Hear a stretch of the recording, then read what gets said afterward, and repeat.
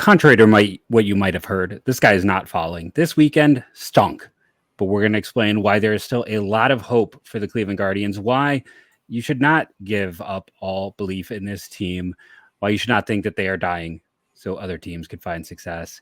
The Cleveland Guardians will turn it around, and we'll explain why on today's episode of Locked On Guardians.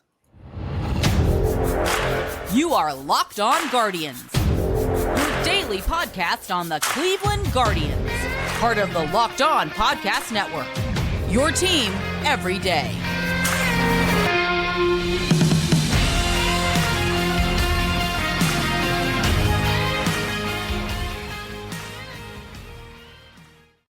Hello, everyone. Welcome to the show. Thank you for making Locked On Guardians your first listen today and every day, wherever you get podcasts.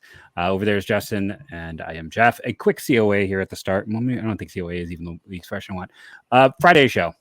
Technology. PSA? What? Was it a PSA you're going for? PSA, maybe.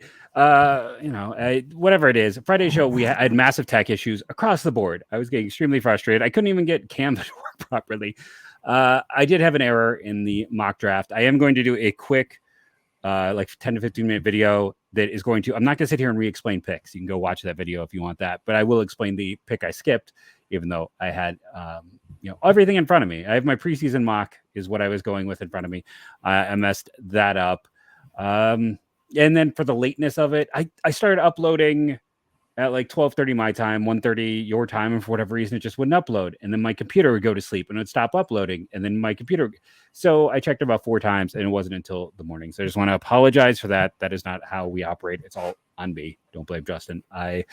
Technology decided to hate me on Friday, much like many people were hating this weekend with the Guardians. And again, we are going to explain why, you might be having deja vu.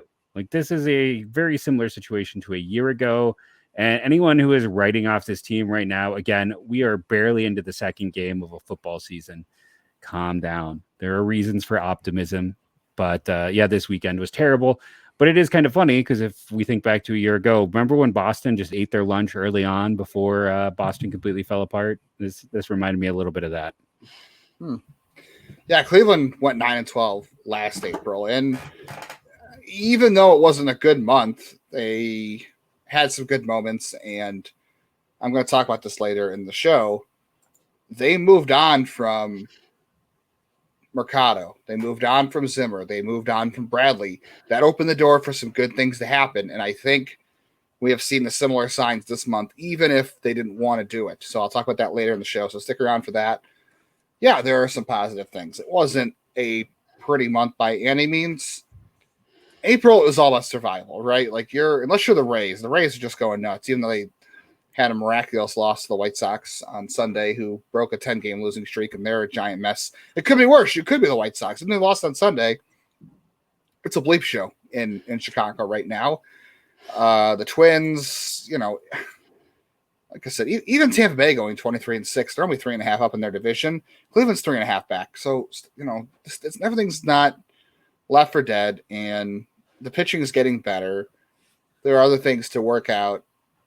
There's a lot to be worried about in terms of relying on second-year players and regression and things like that too. But, it wasn't a pretty month, but I don't think it was a disaster. To me, what we've seen in the past, it doesn't mean it's okay. It doesn't mean it's always going to work out this way, and it may not work out that way this year.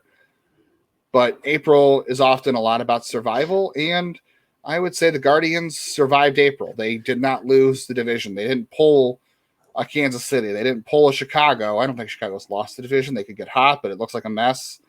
But St. Louis is 10 back in the Central. The Pirates have come out of nowhere. Could you imagine if the Guardians were 10 games back right now of the Tigers or whatever? Yes, it would be a disaster. You could say 10 games out at the end of April is very bad news. They are not out. So they survived April. That's considering what's happened. I would say that's enough for right now, even though it's frustrating.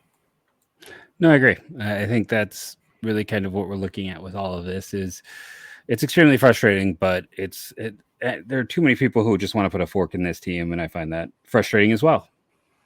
Yeah, I agree. I if we'd have done this podcast on Sunday, but Sunday going into Monday, I should say, Well, we're doing the Sunday going into Monday. If we had done this podcast on Saturday going into Sunday, I would have said that I feel like I have felt the best about this team that I have all year because they played well Friday. They came back on Saturday, even though they lost, and I kind of had a feeling they were going to lose Saturday after they came back. Like it just you texted me that. Like, in fairness to you, you literally, we were texting, and you literally texted that. I kind of felt like once they were going to extra innings that something was going to go wrong. But they still came back, which was a good thing for them. And then, Sunday just leaves a sour taste in your mouth because they once again couldn't hit a left-hander. And this wasn't Devin Smeltzer. It wasn't Braxton Garrett. It wasn't Austin Gomber. It was one of the best lefties in the game. So I don't want to put too much on them for losing to Chris Sale because I don't care what hand Chris Sale throws with. He pitched his rear end off in this game, and he is still a good pitcher for as much of an issue as he has right now. So, I don't want to feel too bad about it, but at the same time, they are struggling against left-handers overall. So it is something to talk about, even if it didn't matter what hand Chris Sale pitches with. But they lost to their lefty. They shouldn't. They shouldn't. Like this team is not like this is not the team of 2 to 3 years ago where there is no one who's, just all trying to get the fat side of the platoon. They should be hitting lefties better. It's weird there, but we'll talk Amed on the show, and he's part of the reason for that struggle. Speaking of which, I heard this on the broadcast. It was a good point. The guard, the last time Cleveland faced Chris Sale, you know what year it was? Because his journey has been weird lately. I mean, I would bet it was like 4 years ago.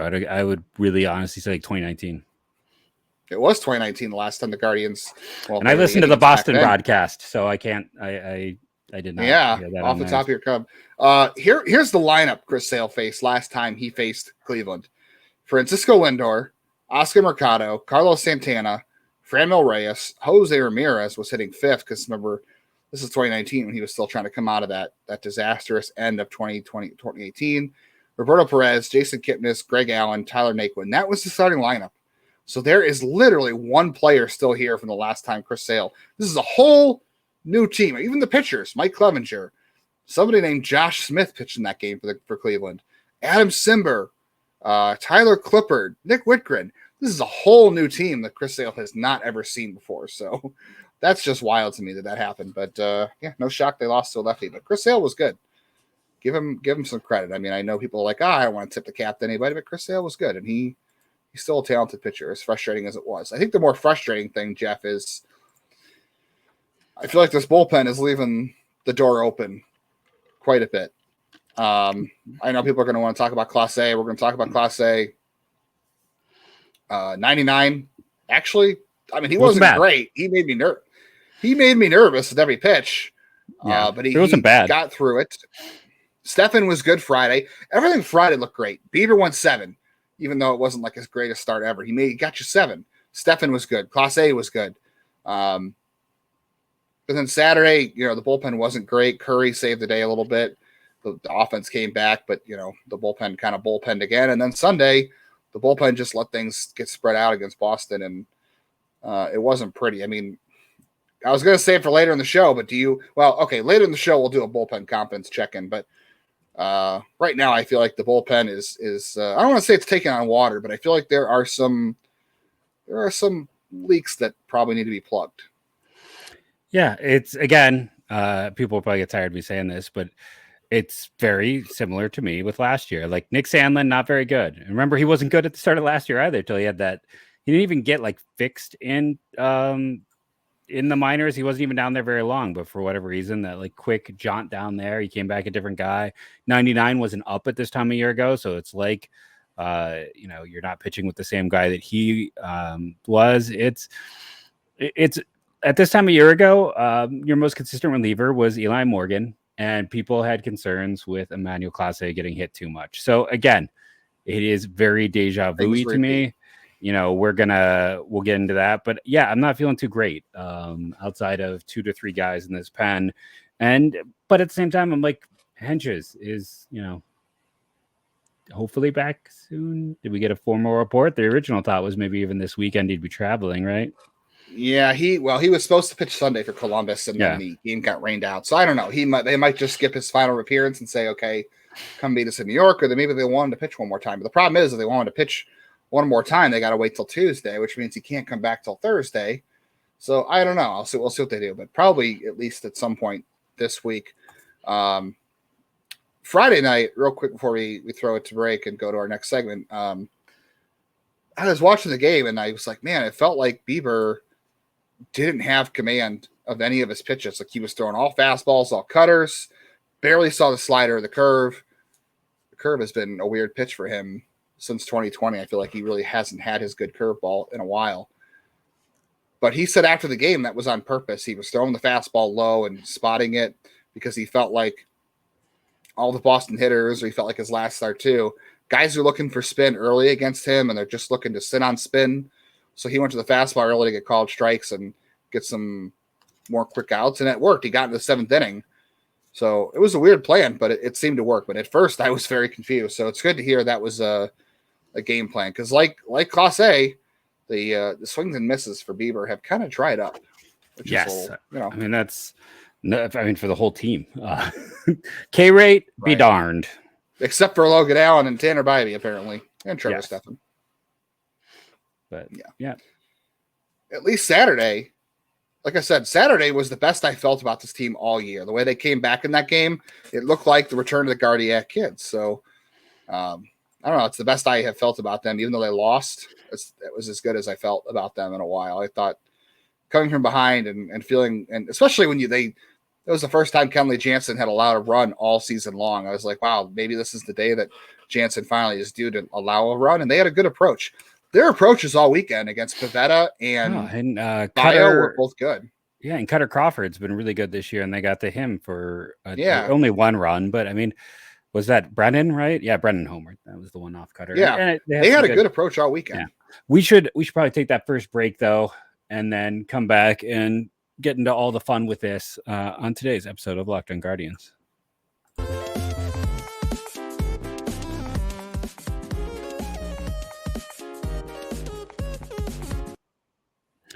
Our first sponsor today is one of my favorites, and that are our good friends over at Built Bar.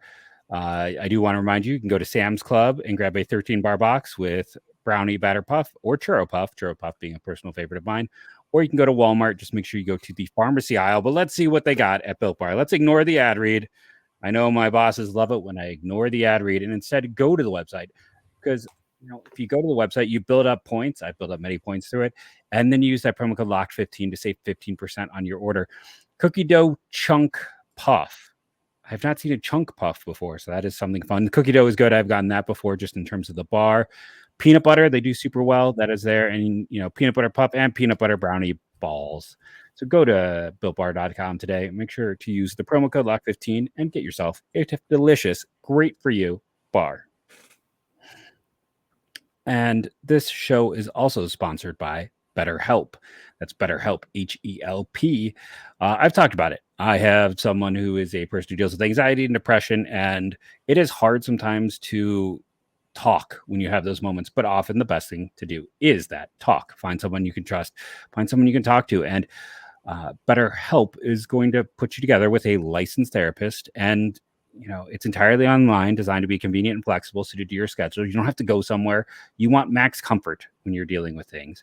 So you're going to fill out a questionnaire, get matched with the therapist, and guess what? If that therapist doesn't work, switch anytime for no additional charge. You can find more balance with BetterHelp. Visit BetterHelp.com/LockedOnMLB to get 10% off your first month. That's BetterHelp, HELP.com/LockedOnMLB. And make sure on Monday you are checking out the Guardians broadcast on SiriusXM. Search for Cleveland Guardians on your SiriusXM app or on your dial. And I want to be real quick too. Say Xzavion Curry on Saturday, I should say, really saved the Guardians bullpen. I mean, that was a fantastic effort by him to come out of the bullpen. He's done this a couple times this year.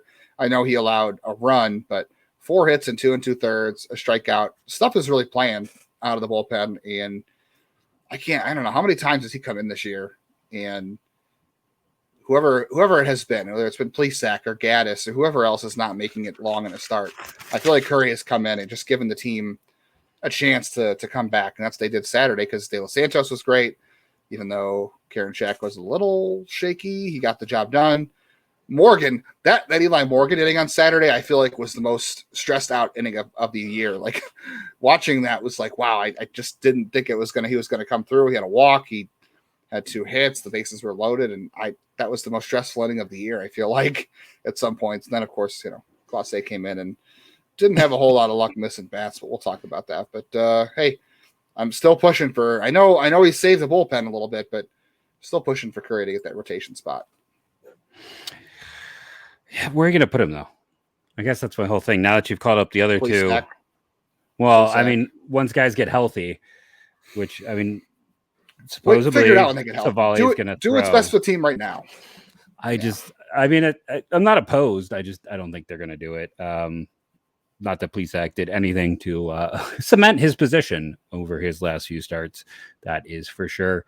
I don't know. Like I said, I do kind of feel like what we saw between Gaddis and Curry, who you and I both agree are kind of somewhat similar, though Curry probably has a better chance to be a starter just by having a more complete pitch mix. Gaddis is more of a 2-pitch guy. Yeah, better command. Yeah, but I do also wonder sometimes if he is successful in this role. So I totally understand trying out a new role, trying to figure out if there's a way that the player can be even more successful. But sometimes I do wonder, like, do we move a guy out of a role that works? Like, do you put him in the rotation, and risk him running into failure? Maybe just keep him where he's successful for now, and then you can always revisit him in time. That's fair. I feel like you just do what's best for the team right now. And well, I wouldn't either. Yeah. I feel like you just do what's best for the team right now. And you worry about what happens when these guys come back when they're finally healthy, because every time you think, oh, well, so-and-so is coming back to the lineup or the pitching rotation, they're finally going to be healthy, or you need to make this move. It's going to be hard to make this move because this guy's coming back. Always something comes up. So someone gets hurt, something happens, and it doesn't matter because the timing always works out. Like, that's just how baseball tends to work. So I say you do what's best for the team right now. And when those guys come back, I mean, I feel like we feel better about McKenzie because we've seen guys come back from that injury before, and obliques can just pop up throughout the year and they can linger, and we don't have a lot of timetable on Savali. You don't have to trust with him, especially based on his history. So do what's best for the team right now. And when those guys are ready to come back, figure it out then, because you got to do what's best for your team in the meantime. And I wonder, I agree with you, like leaving a guy in a role where he's successful is important and something to consider, but how often is it good for the team when Plesac goes out and he's throwing 3 innings, giving up 5 or 6 runs, and then you're going to Curry anyway, and your offense has to score 6 runs to try to get back in the game? How good is that? No, it's not. They're so slow to make moves like this. I feel like they're always trying to reevaluate. Not that, like I said, again, I'm not opposed. I do wonder. I'm going to be curious to see how they juggle things when it comes to this pitching staff, because it's not like it's good, but it is established, and they have been sometimes kind of slow to move away from what has been established. Well, where are you? Where is the good, the bad, the ugly after 1 month? Because we told everybody that things are going to get better, and not to jump off a cliff yet. But where are you at after a month? This is a team that went 3-6 in their first 9 series of the season, and that's after they beat Seattle 3 out of 4 in Seattle, and then they were one of the 6 games that Oakland was allowed to win this year. So they did lose a game to Oakland, but they still took that series. So they took the first 2 series of the year. One was a good win, and the other one where they should have won, and then they beat the Nationals in Washington. They didn't look great, but they won it. And after that, everything just kind of fell off a cliff. So it's just strange that they didn't win any series after winning 2 to start the year. Yeah, I mean, my whole feeling is it's deja vu all over again, right? Isn't that a joke expression I've heard? And just to bring this up and kind of to dive into it. One, I know we'll probably spend some more time on Clase, but for as much as people are freaking out with Clase, through 14 in the third innings, which I believe he has had the most appearances in baseball so far this year. Side note, he still has an ERA under 2, a 1.88. I know he's not missing as many bats, but you know what? I can recall doing this very podcast a year ago and having people tell me he shouldn't be a closer because he doesn't miss bats. I've never seen someone with his stuff not miss bats, I was told. If you're curious, in March of April of last year, he had a 4.91. Yeah. Yes. But they said with his stuff. Now Joe Borowski doesn't have stuff. But last year he had a 4.91 ERA in March and April. And then he gave up 3 runs in May and none in June, 1 in July, 2 in August, September, October. There was 7. That was his second worst month. Yeah, he was a slow starter last year. Well, we will see if that's the case. And with Amed Rosario. So this year he's got a 61 weighted runs created plus. For those who don't know, I know people get mad at us with this. It is a stat that takes all of your data, compiles it down to one number, 100 being average. Last year, what did he have in March and April? A 49. And what did he have in May? An 82. For his career, what does he have in March and April? I don't know why I moved it away from that data. Because that was not smart. An 87 and a 99 for the first 2 months. These are guys doing what they always do. And Tito team starts slow, and I'm not going to throw this team out. They were under 500, I believe, at this time a year ago. And would I like them to play better? Yeah. Would I like them to beat up on the weak part of their schedule? Absolutely. Do I think that they are trash and that this season's over and that they're dead? No, not at all. I mean, you could even do the other side of it. Miles Straw hit like his hair was on fire for the first month of the year a year ago. And then he died a death. It was a Freaky Friday situation with him and Amed, essentially. It's like, whoop, and now the other guy's gonna hit. But yeah, where have the whiffs gone? Well, I mean, I shouldn't have closed it to see if he didn't miss many bats a year ago at the start of the year, but he's not the big strikeout guy. That's why, I know listener Zach Fino MVP pointed out to me, it's like whenever I made a big deal a year ago about, why are these in 99? Because he walks guys and extras. And Zach made a very good point. No, you use 99 because he misses bats. And he's the guy who misses bats. And in extra innings at the runner, you want that. That's why you don't go to Clase in extra innings because he's always been a contact guy. So yeah, his whiffs are down, but that wasn't his necessarily his drive. Yeah, I think the only thing you can look at, I know people on Twitter have been like, Clase is only throwing 98 instead of 100. There's no 100-mile-an-hour cutters anymore. He was averaging 99 last year. Now he's averaging 97. I don't think the issue is 1 mile an hour. I really don't. The only thing you can really look at, and he had his strikeout rate last year was 28.4%. That was good enough for 83rd percentile in baseball. This year, 7th percentile in baseball at 13.8.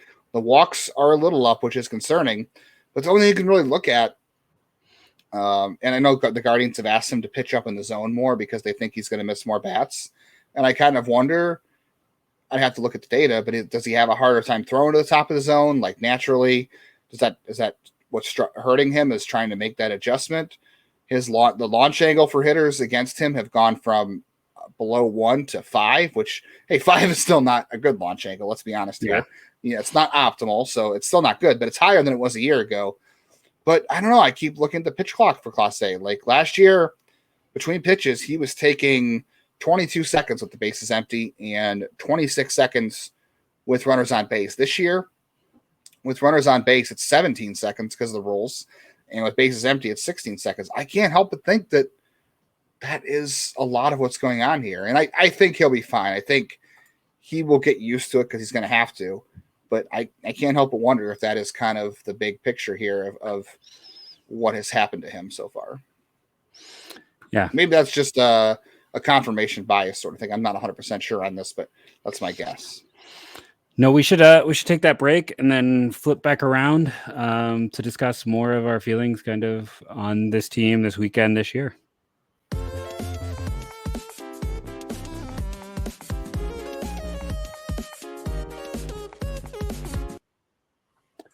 And you pulled it up. Well, there we go. eBay Motors. We have a brand new Chiron there. If you're watching online, that's what they call them, right? Like I know that from the Sports Night TV show. I just remember Chirons.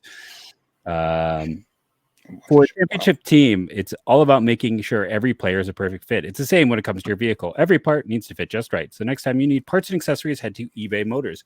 With eBay Motors Guaranteed Fit, you can be sure every part you need fits right the first time around. Just add your ride to my garage and look for the green check to know the part will fit, or your money back. Because just like in sports, confidence is the name of the game when you shop at eBay Motors. With over 122 million parts to choose from, you'll be back in the game in no time. After all, it's easy to bring home a win when the right parts are guaranteed. Get the right parts, the right fit, and the right prices on ebaymotors.com. Let's ride. eBay Guaranteed Fit, only available to U.S. customers. Eligible items only. Exclusions may apply. So, real quick, before we kind of move on. Before we do that, make sure to check out the games this week on Sirius XM Radio against the Yankees. Yeah. So we talked about the bullpen a little bit real quick going forward. So Logan Allen and Bibee remain in the rotation. That's a good sign. I know people are going to say the month of April was ugly, and it wasn't pretty. Like I said, they survived, but I said last April at the end of the month, Mercado was gone. Bowers was gone. Was Bowers on this team last year at some point? I think he was, wasn't he? Yeah, I think he was. Now he's with the Yankees. Yeah. We'll get to see him this week. We'll talk. Maybe we'll talk about that. No, he hadn't played for the 20. No, because they traded him in 21 for Casetta. That's right. Yeah. Damon Casetta sub super who's gone now. Okay, so they got rid of Bradley last year. They got rid of Mercado. They got rid of Zimmer. They got rid of Chang. They moved on from a lot of dead weight on this roster last April. That was a good thing, right? Hey, you're gonna get Hiram mad at us. Well, Chang's doing really good in Boston right now. We saw him all weekend hitting home runs, right? I feel bad for you, Chang. Nice guy, but anyway, he's a really nice guy. I listen. Yes, I will root for. That's not what I came here to do. Yeah, I will root for Hiram to be right because Chang is the type of dude that you want to be successful. Fair enough, but they cut all that dead weight last April, and they went 9-12. It wasn't a good month, but they moved on. Quan was up. They had a lot of younger guys playing last year. Finally, same thing has happened this April. They didn't want to go to Bibee. They didn't want to go to Logan Allen. They didn't want to go to Peyton Battenfield. They were forced to. And I think long-term, that's a good thing because this team is so slow to make those decisions and to make those moves and to start turning the wheels in that direction. They were forced to this time. And Bibee and Allen look great. Peyton Battenfield kind of, he's good. He's fine. He's got a role. He doesn't really, unfortunately, fit in the tier with those two. He has a major league role somewhere, maybe on this roster. But the point is they've already gone to these pitching prospects they didn't want to go to, that they were going to at some point. I think Cleveland in the long term will be better for that because now these guys are up. They're pitching well. They're going to stick with them. These guys aren't going back down. I'm sorry. I don't think so. They're up here. They're pitching well. And it's going to be hard to make an argument to do this.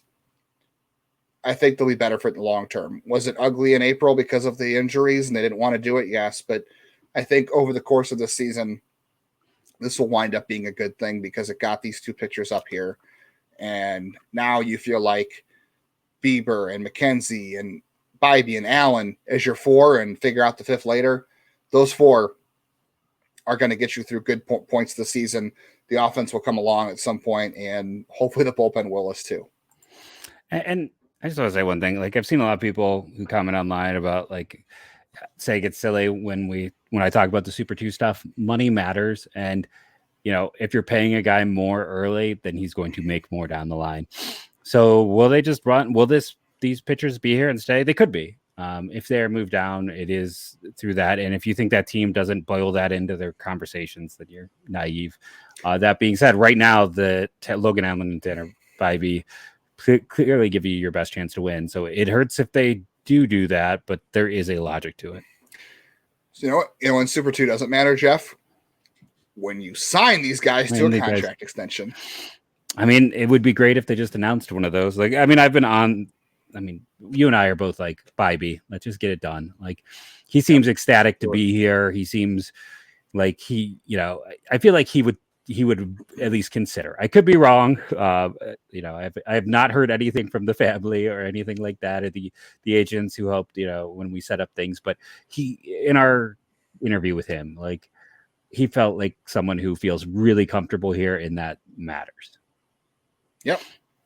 Don't worry about Super 2. Get a contract extension done, and then you don't got to worry about these kind of things. All right, what to look for in the month of May? It is going to be a tough month. The Yankees are not in great shape. Okay, for all the talk about the Yankees right now are only 23rd in baseball in runs scored. Okay, they are not much better than the Guardians offensively. The Guardians OPS is 664. The Yankees OPS right now is 677. They are not a ton better than the Guardians. Their pitching's not great. Aaron Judge might be hurt.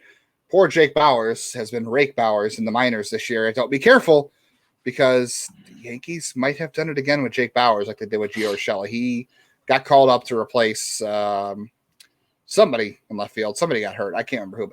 Judge is hurt too, but we don't know how long he'll be out for. Bauers made a good play in left field in Texas over the weekend and then got hurt.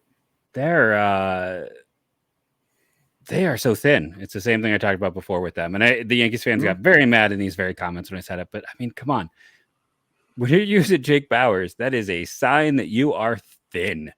I wish I was as thin as the Yankees are right now. But Franchi Cordero stopped hitting, who destroyed this team last week. So that's who was sent down for him. And again, you're getting Garrett Cole, which stinks. By the way, that Tuesday matchup should be super fun. But the Monday versus Cole, that's going to be fun. Yeah. But like Monday and Wednesday, you can argue Cleveland has the superior pitcher in each of those matchups. Yeah, I mean, Cal Quantrill has not fared well against the Yankees going back to his playoff starts. So who knows how that's going to go. But yeah, Bieber versus Clark Schmidt, you should have a good chance in that game. I saw someone sent me a tweet that was talking about, it was from a Yankees fan. The Yankees fan was like, the Yankees should have a puncher's chance this weekend because they have the better pitching matchup in 2 of the 3 games. The guy didn't have any idea who Tanner Bibee was. And I'm like, mess around and find out. You don't know who Tanner Bibee is. Now, I still think Garrett Cole is probably, I mean, I think in the future. Well, obviously, the body of work. Yes. But, and hasn't he pitched well this year? I feel like maybe I'm completely off my rocker on this. But, I mean, he's got a FIP of 208. He's been really good this year. So like he's one of the best pitchers in baseball in the early goings. Not missing as many bats, but he's, his home, he hasn't, after all of his struggles with home runs, he hasn't given up a home run this year, which is rare for him. And so like Cleveland's going to be hitting a bunch of bombs. So, we'll have to see. But yeah, I mean, like I said, I'm a huge Bibee guy, but I'm going to give the edge to Cole. I am. Oh, I mean, you have to, but it's still going to be a fun matchup. If you're like if you're a Yankees fan who's like, oh, who's this bum? Then it's just that's the same guy who thought Esteban Florial was going to net them like Shane Bieber. Hey, Clint Frazier and Miguel Andujar are on the same team. Didn't the Pirates sign? No, the White Sox signed Clint Frazier over the weekend. So he went from one Chicago team to the other. No, he was with Texas.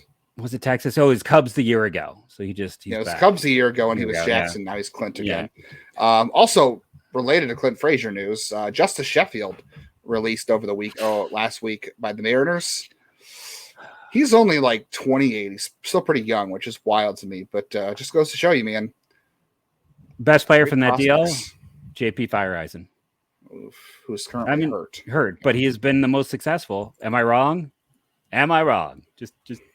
Yeah, he is. It's sad.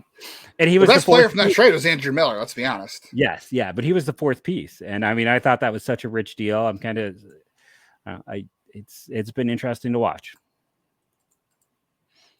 Yeah, trade the prospects. I'm not saying trade, Bibee or any of these guys, but when you can trade the prospects. Yeah, and that's the thing. It's like there was serious question marks in all of those dudes. Yes, it hurt at the time to trade Clint Frazier.